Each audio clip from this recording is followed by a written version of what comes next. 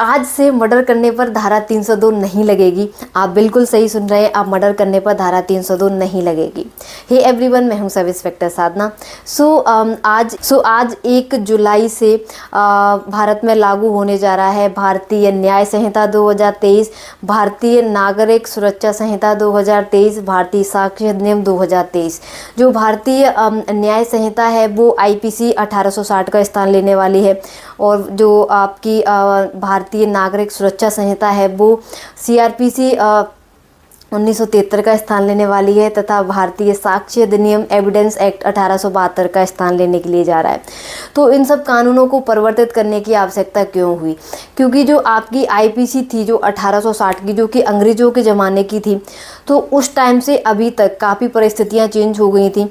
जैसे कि IPC में जो शरीर संबंधी अपराध थे उनको काफ़ी बाद में स्थान दिया गया था। इसके साथ ही साथ जो आपकी भारतीय न्याय संहिता है उसमें महिला तथा बच्चों के विरुद्ध जो होने वाले अपराध हैं उनको समेकित किया गया है।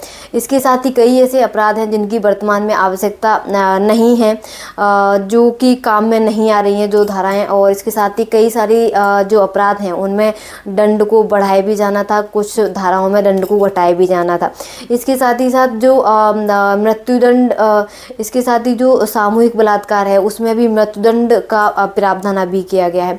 तो ऐसे आवश्यकता एक महसूस हो रही थी कि इसको बदलाव इसमें होना चाहिए, तो उसी को दृष्टिगत रखते हुए इसमें बदलाव किए गए हैं। इसके साथ ही साथ भारतीय नागरिक सुरक्षा संहिता है उसमें मतलब जो उसको इंसान को जिसके विरुद्ध अपराध हुआ है उसको त्वरित न्याय और त्वरित उसका विचारण, जो मामला है उसका त्वरित विचारण हो सके, उसके लिए नागरिक सुरक्षा संहिता को लाया गया, तथा साक्ष्य अधिनियम 1872 का स्थान भारतीय साक्ष्य अधिनियम 2023 लेने के लिए जा रहा है। तो जब भी कोई अपराध होता है तो मतलब अभी हम इतने टाइम से हम लोग देखते चले आ रहे हैं कि मतलब किसी का मर्डर हो गया तो धारा 302 लगेगी, और ये हमारे जवान पर बिल्कुल रटा हुआ होता है।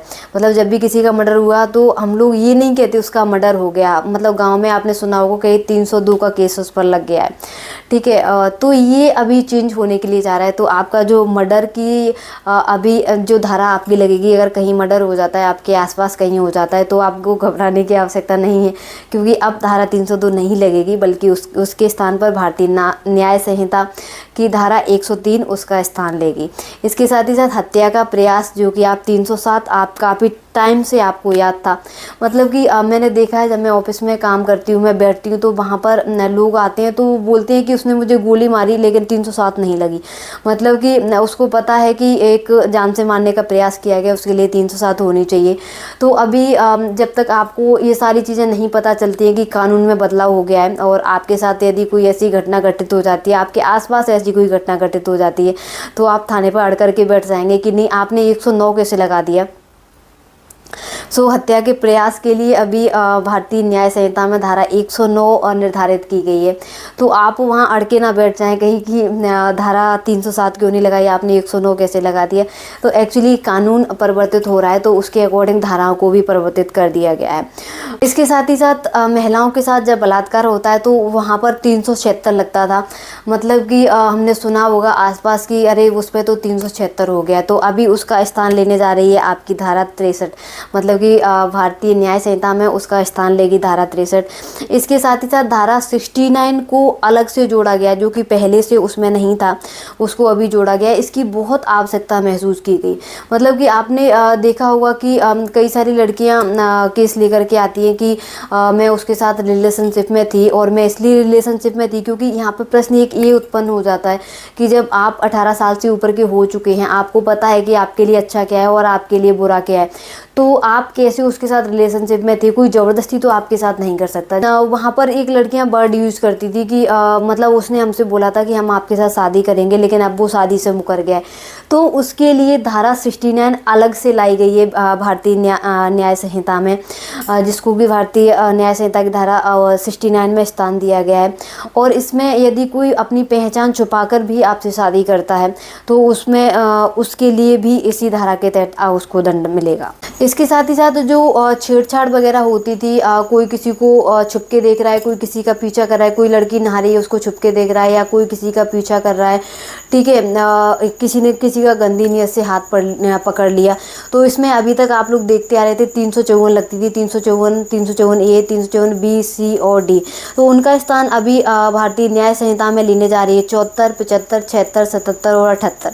तो ये धाराएं 354 का स्थान लेंगी। तो जब भी आप छेड़खानी की रिपोर्ट करने के लिए जाते हैं तो आप कंफ्यूज मत होना, क्योंकि ये धाराएं उस चीज़ का स्थान लेने वाली हैं। साथ ही साथ कुछ अधिकार आपको दिए गए हैं, जैसे कि आप किसी भी घटना की रिपोर्ट आप कराते हैं तो उसकी जो प्रगति है, मतलब कि आपका केस कहाँ पहुँच गया है, वो उसकी आपको सूचना जो विवेचनाकर्ता अधिकारी है वो आपको 90 दिन में उपलब्ध कराएगा। ये उसकी जिम्मेदारी बनती है। इसके साथ ही साथ यदि कोई व्यक्ति को गिरफ्तार किया जाता है तो हमें पता नहीं चलता कभी कभी कि वो कोई हमारे घर का बंदा कोई गिरफ्तार हो गया, वैसे ही सूचना देते हैं, ये ऐसा नियम है कि सूचना देनी पड़ती है, उसके जो परिजन रहते हैं उनको सूचना देती भी हैं, बाकायदा सूचना पत्र के माध्यम से या फ़ोन के माध्यम से जैसे भी दी जाए।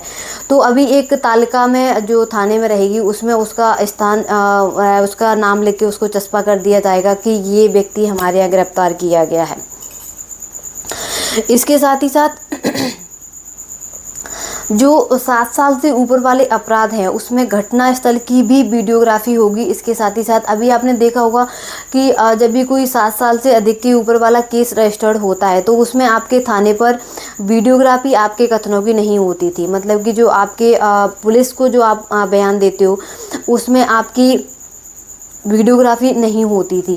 सिर्फ महिला संबंधी जो अपराध होते थे उसमें ही सिर्फ वीडियोग्राफी होती चली आ रही थी। लेकिन अभी नया प्रावधान हो गया है कि उसकी आप लोगों के जो 7 वर्ष से अधिक वाले जो अपराध हैं उसमें आपके कथनों की वीडियोग्राफी भी होगी। तो इससे एक चीज़ अच्छी होगी, ये चीज़ बहुत अच्छी की गई है, क्योंकि कभी कभी क्या होता था कि लोग खुद ही जाके बाहर जाके राजीनामा कर लेते थे और जब न्यायालय में वो बयान देने के लिए जाते थे तो वो बोल देते थे कि पुलिस ने अपने आप बयान लिख दिए, हमें नहीं पता है, हमने ऐसी रिपोर्ट नहीं कराई है। तो अब इसमें आप बिल्कुल बच नहीं पाएंगे, क्योंकि आपके कथनों की जो वीडियोग्राफी होगी वो न्यायालय में भी पेश की जाएगी, न्यायालय भी उस चीज़ को देखेगा। तो ये चीज़ बहुत अच्छी की गई है। साथ ही साथ ये है कि कभी कभी आपने देखा हो, कभी कभी क्या अक्सर हमने देखा होगा कि जब भी हम थाने में कोई आवेदन देते हैं तो थाने में वो आवेदन जांच के नाम पर कई बार कई दिनों तक पेंडिंग पड़ा रहता है कि अभी उसमें जांच चल रही है, अभी उसमें जांच चल रही है। तो अभी जो नया कानून है उसके तहत ये कर दिया गया है कि कोई भी यदि आपके पास आवेदन आता है और आपको उसमें लगता है कि इसमें संज्ञेय अपराध घटित नहीं हुआ है, तो आप जब उसकी जांच करते हैं तो उसमें आपको 14 दिन के अंदर जांच पूरी करके देनी होगी। मतलब आप किसी भी फरियादी को आप घुमा नहीं सकते हैं, किसी भी आवेदक को आप घुमा नहीं सकते हैं कि 1 महीने तक आप बोलते रहें कि अभी जांच चल रही है, अभी जांच चल रही है, ये आप नहीं कर सकते। तो इस चीज़ को आप नोट कर लीजिए कि यदि आपने कोई आवेदन दिया है और यदि वो जाँच में है तो 14 दिन तक ही वो जाँच में रह सकता है, उसके बाद उस पर FIR हो जाएगी। तो इस चीज़ को आप नोट कर लीजिए, ये आपके अधिकार के लिए मैंने आप लोगों को बताया है। ये मैंने कुछ धाराएं ही आप लोगों को बताई हैं कि ये सारी धाराएं चेंज हो रही हैं, बल्कि ये पूरी जो आपकी IPC है उसका स्थान भारतीय न्याय संहिता लेने वाली है, तो उसकी धाराओं में ही इसको सारा चेंज कर दिया गया है। तो जब भी आप रिपोर्ट कराने के लिए जाते हैं तो थोड़ा सा धैर्य रखें, क्योंकि कई बार ऐसा होता है कि उनको लगता है कि मेरे साथ तो मारपीट, मेरे साथ तो उसने गोली चलाई है, मैं तो जान से मारने की नीयत से गोली चलाई है, और धारा 307 उसको जब दिखाई नहीं देगी तो लोगों के पास एक रामबाण लोगों ने ढूंढ के रखा हुआ है, धारा 181। तो वो तुरंत धारा 181 पे शिकायत कर देते हैं कि मेरी ऐसी ऐसी थी और इन्होंने नहीं लिखी है, इस धारा में लिख दी है। तो फालतू में ये आपकी वहाँ पर भी पेंडेंसी बढ़ेगी और आप ऐसे ही परेशान होंगे, और इसके साथ ही पुलिस भी परेशान होगी। तो थोड़ा सा आप लोग खुद को अपडेट कर लें कि नई धाराएं आने वाली हैं और ये बिल्कुल आज से ही लागू होने वाली हैं। इसके साथ ही साथ यदि आपको चीज़ें समझ में नहीं आती हैं तो आप बिल्कुल वहाँ पर पूछ सकते हैं कि ये धाराएं कैसे लगाई गई, क्योंकि या फिर आप अपनी जो आपकी FIR होगी उसका जो विवरण रहता है FIR का, आप उसमें पढ़ करके देख सकते हैं कि आपने जो चीज़ें लिखाई हैं वो इसमें लिखी हैं या नहीं लिखी हैं। यदि वो उसमें लिखी हैं तो धाराओं के हिसाब से आप बिल्कुल भी कंफ्यूज मत होना। सो ये जानकारी आप लोगों की सुविधा के लिए थी कि आप लोग बिल्कुल परेशान ना हो जाएं और इसके साथ ही पुलिस भी परेशान ना हो जाए, क्योंकि आप लोग फिर उल्टी सीधी शिकायतें करते हुए कहीं गुम हो गए और आप लोग भी परेशान हो गए उस शिकायत में।